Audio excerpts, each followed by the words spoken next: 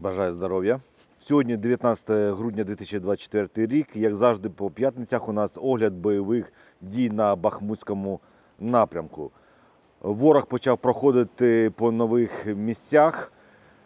Що за готується атака та нова тактика у ворога. В цьому відео я про це розповім. Але спочатку хочу нагадати, що у нас досі відкрит збір на дрони камікадзе для підрозділу Black Raven 93-ї бригади. Нам залишилось лише 200 тисяч гривень, щоб закрити цей гештальт. То, друзі, давайте от сьогодні, якщо кожен, хто перегляне це відео, задонатить хоча б 200 гривень, ми його швидко закриємо. Будь ласка, давайте закриємо, бо я вже не можу спати спокійно, знаючи, що у нас не закритий цей збір, а хлопці чекають саме ці дрони камікадзе. То усі реквізити будуть в описі під відео. Також тут я поставлю ще QR-код для того, щоб просканувати та відправити донат. То давайте залучимось дуже так щільно. І так, почнемо огляд бойових дій на Бахмутському напрямку. На Орехово-Василівці у нас без змін. У нас на Григорівці без змін. Ворог в сторону Григорівки не пройшов. Коли там розказували, що там все, там ворог тисне, він практично захопив Григорівку, нічого подобного такого немає. Але ворог, є просування у 500 метрів приблизно між Григорівкою та Богданівкою. Я на тому тижні казав, що ворог іде по флангам від Богданівки для того, щоб по Богданівці пройтись, а тут він навіть не по флангу Богданівки, а вище, північніше до Григорівки, і там пройшов десь на 500 метрів. То така несподівана трошки локація, де вони пройшли, але там є у них просування. По Богданівці у нас просування ворога ніякого немає. Він не пройшов ні метра ні в самої Богданівці, ні по флангам. Також немає просування по трасі від Хромова на Часів Яр. Теж немає у ворога успіхів. Також немає успіхів у ворога у просуванні на Іванівське. Єдине, де він ще просунувся на Бахмутському напрямку, це між Іванівським та Кліщівкою. Там теж в такому місці він ще не просувався, але він там пройшов. Я хочу сказати, що ворог постійно робить такі атаки по всій лінії фронту. Він шукає, де у нас там слабші міста, де стики між підрозділом, бригадами чи ще щось. І він потрошку це накльовує і потрошку там може просуватися. То такі незначні просування – це як розвідка боєм, і вони дивляться, де вони можуть завдати головний удар.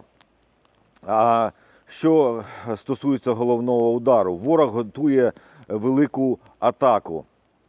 Атаку на Бахмутському напрямку, не буду казати, який саме район, але ворог вже стягнув бойову техніку. Він теж підготував особовий склад, теж підійшла піхота їх, то вони готуються завдати в одному із місць таке масштабну таку атаку зробити.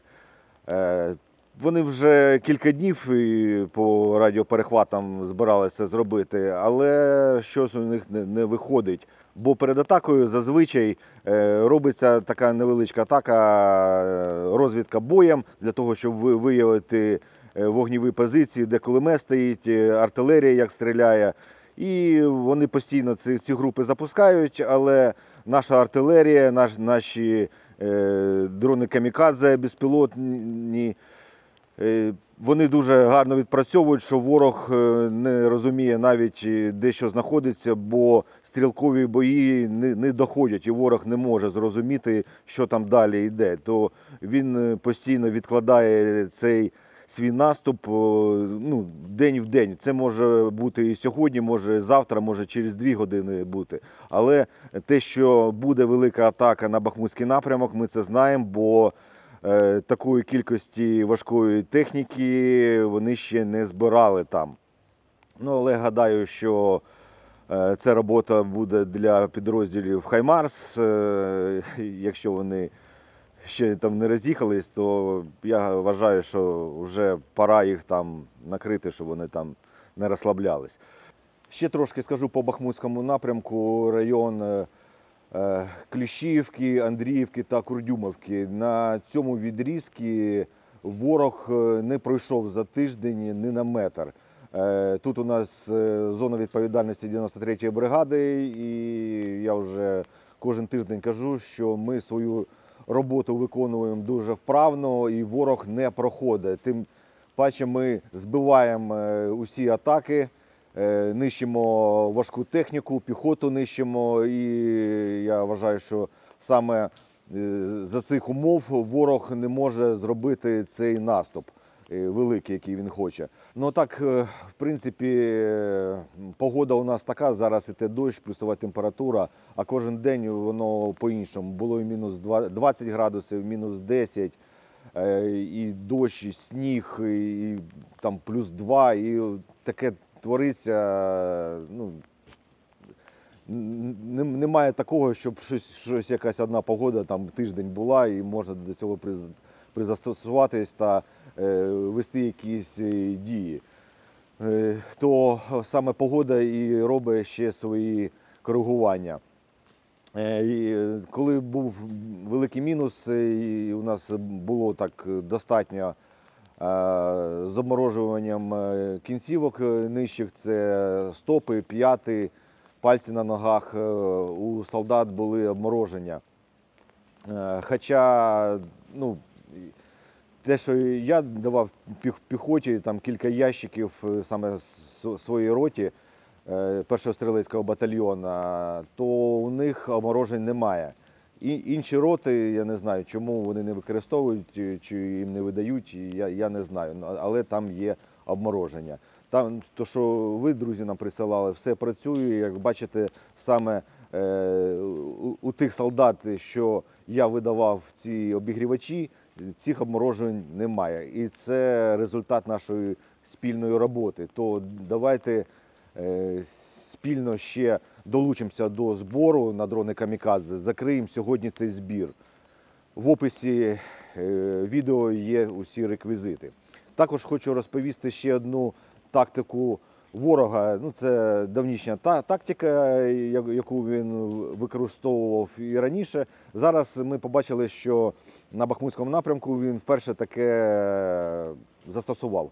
Вони нахрапом хочуть брати позиції, вони садять десант у Беху чи МТЛБ, і вони на швидкості прямо залітають на позицію наші і хотіли так би нахрапом заїхати, з Бехи розстріляти, висадити десант і зайняти наші позиції. Ну, цього разу таке не вийшло, хлопці зреагували, Беха була підбита і десант весь був знищений, ще буквально там кілька метрів до позиції залишилось. То я хочу нагадати усім хлопцям, які на нулі, ви проконтролюйте, щоб у вас були обов'язково засоби ураження важкої техніки, бо коли вони будуть літати на великої швидкості, то артилерія та дрони камікадзе можуть не встигнути, не уразити. То у вас повинна бути там муха чи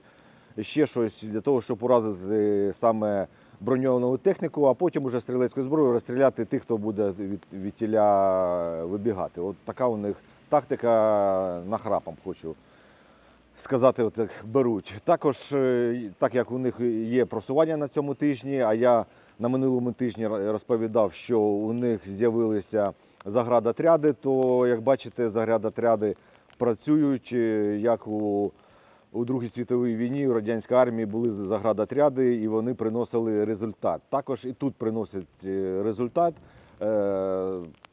російські солдати йдуть вперед, назад вони повернутися не можуть, їх нищать і тут, і коли вони повертаються назад, їх заградотряди нищать. Поки що мені не дозволяють викласти докази того, що саме на Кліщіївському напрямку стоять заградотряди Ахмат. Але я сподіваюся, що на слідуючому тижні я все-таки опублікую ці докази і подивляться і російські солдати, подивляться їх родичі, як нищать їх, свої же нищать. То, щоб не пропустити усе, підпишіться на канал Мотолайв, поставте лайк та вдарте у дзвіночок. А ми продовжуємо боронити нашу країну і ми обов'язково переможемо, бо ми не переможні. Слава Україні, слава ЗСУ, а Путін – гандон.